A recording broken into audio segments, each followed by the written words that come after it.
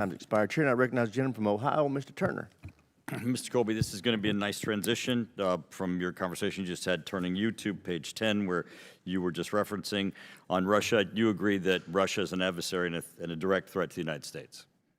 Russian military forces clearly pose a direct threat to the United States, of course, yes. Excellent.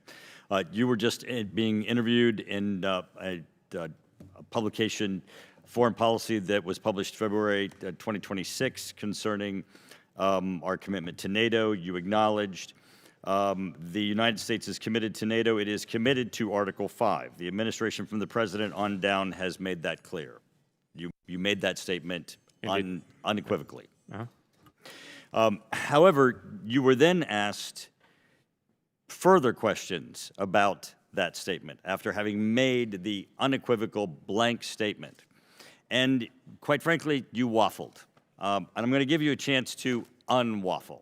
And the unwaffling is, in that blanket statement, I think you made it clear that within NATO, there are no territories within NATO that are second-class citizens. There are no territories within NATO that are not within our Article 5 commitment, correct? The Baltics, the Balkans, there are no areas in which we have a lesser commitment. Sir, I respect that you're making those statements. What I said is we are committed to Article 5, which is enshrined in the Washington Treaty. That's what I said. So to make it clear so that you're waffling, which goes on page after page, since you are capable of making the blanket statement, you are capable of saying that within the blanket statement of the United States is committed to NATO, NATO the aggregate of NATO, and is committed to Article 5. You are capable, in front of this committee that is committed to NATO and committed to Article 5, to acknowledge that there is no territory within NATO, that there's a second-class citizen, and there's no area within which within our national defense strategy is a lesser territory. Sir, what I said and what I continue to say is that Article 5 of the Washington Treaty— It's a yes or no question, Mr. Colby, and I'm a member of Congress. You have ability to say yes, that there is no what I said, sir, lesser.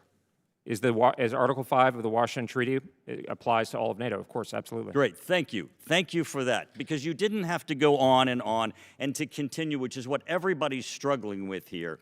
And I want to just say, I want to agree with the chairman.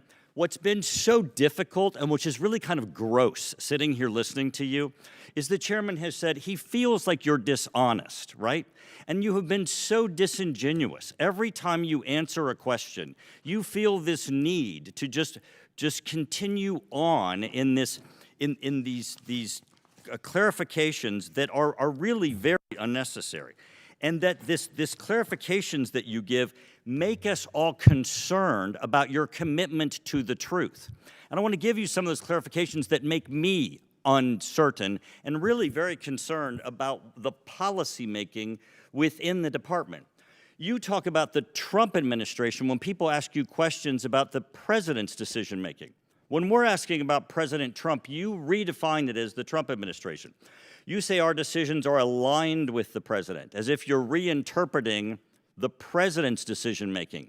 I want to know about the president's decision-making, not you being your interpretation about being aligned.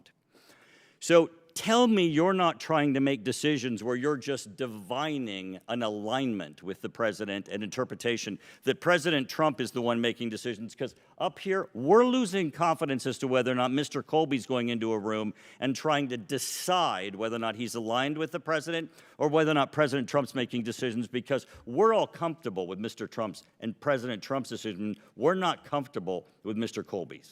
Well, sir, a couple things. First of all, I make it a point of being truthful, so I categorically reject your characterization, but I'm happy to answer your questions here. Well, it was the chairman, otherwise. and you didn't reject it when he was telling you that he had conversations with you and was very concerned about what you'd said to him and then what had happened. I believe I'm just making the point in general.